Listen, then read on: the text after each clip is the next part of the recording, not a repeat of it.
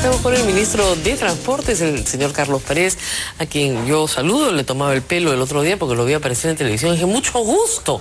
Nunca lo habíamos visto aparecer en público. Muchas gracias por estar con nosotros. Encantado.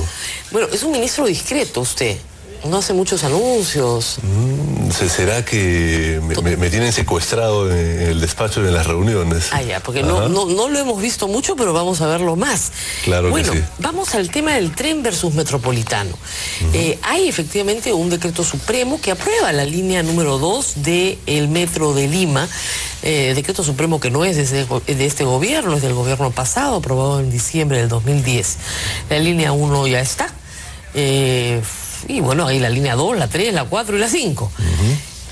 Sin embargo, la línea 2, que es la que se haría, que une Ate con el Callao, tiene un costo al ojo de 2.000 millones de dólares. Usted ha anunciado que en los próximos años, 5 años, se gastarán 30.000 millones de soles. Si esto va a costar más o menos, sin estar muy seguros, 6.000 millones, ¿no es cierto? O sea, mejor dicho, 6.000 millones de esos 30.000 millones. Es darle un peso al transporte de Lima enorme en el presupuesto público.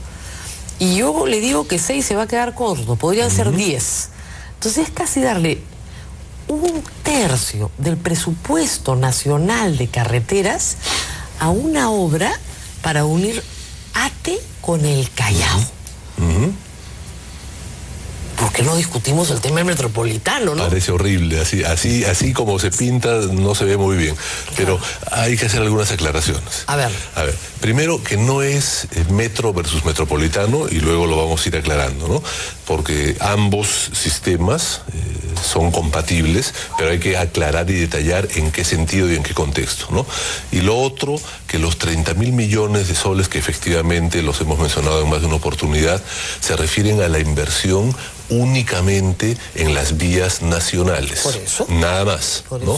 Donde no están incluidos la inversión que se haría en el Metro de Lima.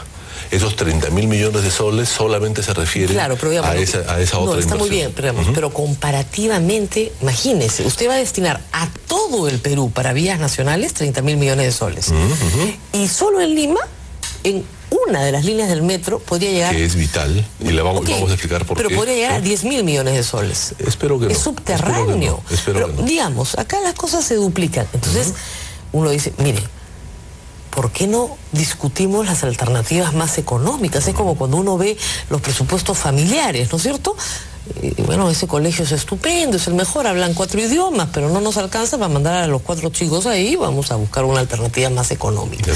¿Por qué esta alternativa? Hay varias razones. En costo, en tiempo de construcción y en solución a largo plazo es mejor que alguna otra. Por varias razones, y algunas las acabas de mencionar. Primero, que la decisión que se tome tiene que ser una con visión de largo plazo. No para la Lima y Callao de hoy día, sino para la de aquí a por lo menos unos 10 años, sino para 20 o más años.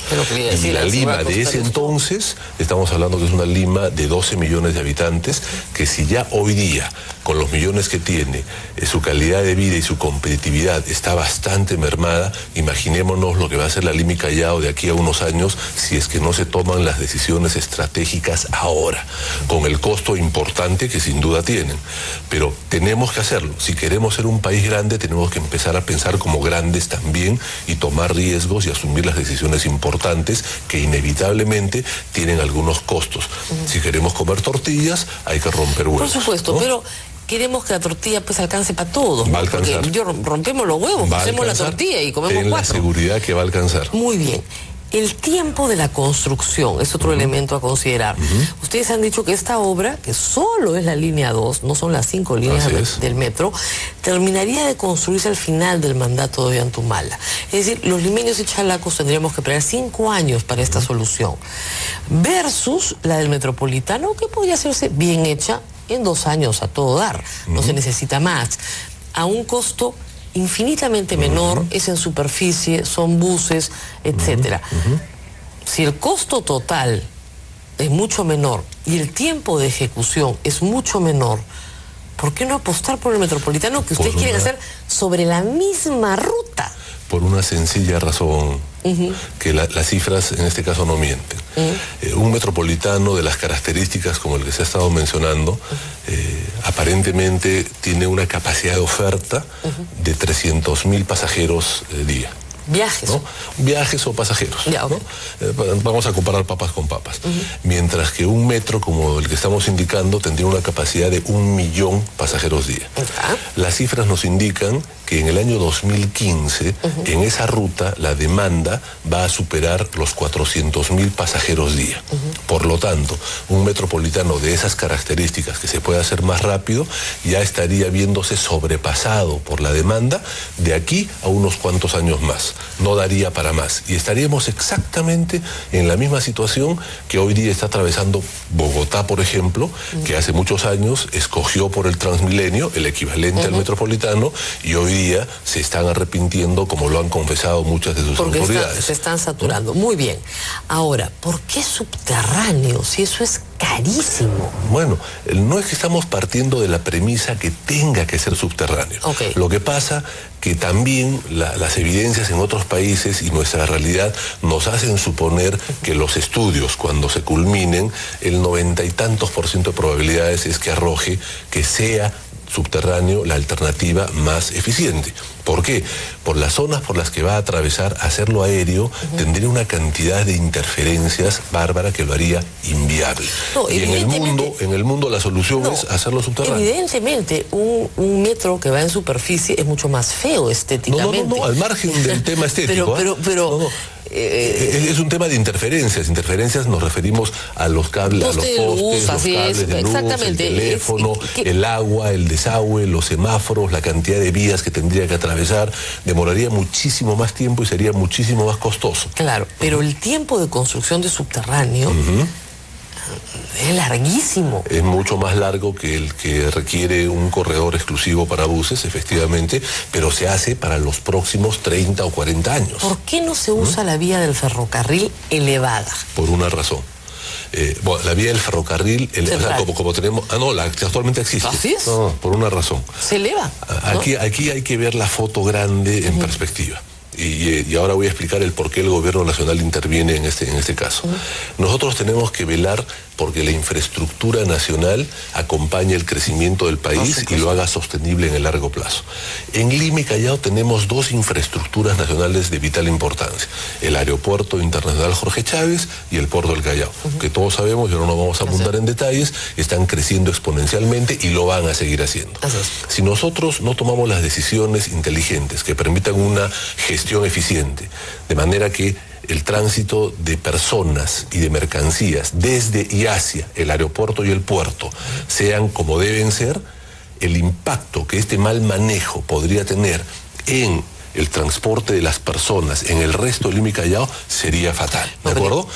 Pero para tener la foto completa, viceversa, si no tomamos las decisiones pertinentes en el transporte urbano, el impacto que esto podría tener en el puerto y en el aeropuerto también sería fatal. Entonces, el impacto es importantísimo medirlo, porque si no, no podemos tomar las decisiones correctas, ¿no? Si usted utiliza la vía del ferrocarril y la hace elevada. Ahí va. El por qué, y lo utiliza para carga y para pasajeros, ¿no? No. Lamentablemente no se puede hacer por una razón. El transporte de pasajeros, por ejemplo, el que se está teniendo actualmente en la línea 1 y el que esperamos tener en la línea 2, contempla que cada 5 minutos esté pasando uno de los trenes, ¿no es cierto? En el caso del ferrocarril central, lo que nosotros tenemos previsto, y eso es un proyecto que lo vamos a acometer en el más breve plazo, y esto también ya lo estamos conversando con las instancias municipales, es un puerto seco. Un puerto seco en Lima, que tiene que estar ubicado en la periferia, probablemente cerca de Santa Anita, en Ate, ¿no? Donde toda la carga que entra por esa zona hacia Lima, los camiones la desembarcan en este puerto seco, que no es otra cosa que un conjunto de almacenes. Y desde ese puerto seco, a través del ferrocarril central, llega hasta el Callao. Y de esa manera evitamos que cientos de camiones al día estén atravesando la ciudad y evitamos que colapse el acceso al puerto. Pero digamos, ¿no? La reserva de vía está ahí, no tienen que tocar a nadie. Lo único que necesitan es elevar el tren para que tenga velocidad, nada más. Entonces, si la ruta ya está y la reserva ya está, por supuesto, una vez que uno llega hasta Chosica, de ahí para adelante el tren puede ser de carga y eventualmente pasajeros. Además están pidiendo que construyan el túnel trasandino. Esa es otra historia. Hay otro motivo. Pero la carretera central está saturada. Correcto. Ese es otro tema que también lo vamos a atacar, lo podemos conversar ahora. Claro. Pero para agotar el tema del tren... Lo que yo estoy tratando es que usted no gaste 10.000 millones de soles. Me encantaría encontrar una solución mucho más barata para beneficio de todos. Pero es importante, y es una razón más del por qué los estudios son claves, el trazo definitivo que vaya a tener ese tren o ese metro uniendo Ate con el Callao indica que tiene que ir por las zonas donde hay mayor demanda. Bueno, lógico, ¿no? Todo apunta a que mucha mayor demanda se está alejando de la línea actual del ferrocarril central que existe por esa zona. Todo apunta a eso, así es. Bueno, hay estudios que lo sustentan. No sé, no conozco los estudios. Ahora, usted empezó esta conversación diciendo que, bueno, usted ha dicho que no tiene los estudios definitivos de nada. Cuidado, hay que entender para que el público no se confunda. Hay estudios de demanda que se han hecho hace muchísimos años. De las 5 diferentes líneas del tren, de la red de metros. Hay estudios que se han ido actualizando. Hay algo de estudios de ingeniería básica. Pero lo responsable, dada una inversión de la magnitud de la que estamos hablando, es hacer estudios definitivos que implican la ingeniería de detalle. De eso estamos hablando. Ahora bien, ¿no? Que permite dimensionar la inversión en su conjunto. Usted ha dicho al principio de esta conversación que el metropolitano va a ser complementario. Entonces, ¿cómo va a funcionar esto? Cuéntenos. Es bien simple. Sobre la línea 2, obviamente. También para esto miremos las experiencias en otros países, ¿no? Estamos hablando de una...